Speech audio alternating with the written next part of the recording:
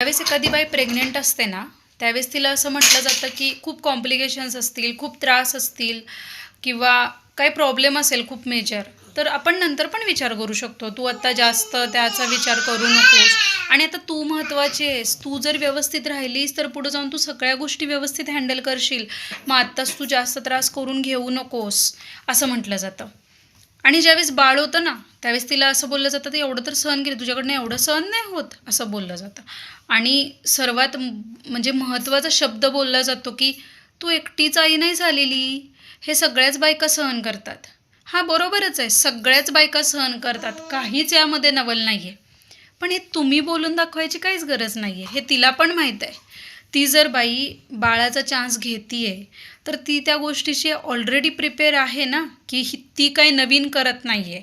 पण ती ज्या पेनमधून आलेली असते किंवा सगळ्याच बायका ज्या पेनमधून आलेल्या असतात, त्यांना अपेक्षा असते की आपल्या नवऱ्यांनी तर ॲटलीस्ट आपल्यासाठी उभं राहावं, ॲटलीस्ट त्याने असं वाक्य नको बोलायला. आणि नवऱ्यांना या गोष्टीची जाणीव असणं खूप जास्त गरजेचं आहे.